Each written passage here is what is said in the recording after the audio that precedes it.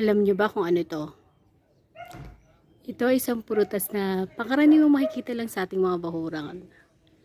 Bale, ito ay ate mo, ate ko, ate lahat ng tao. Tindera. Joke lang.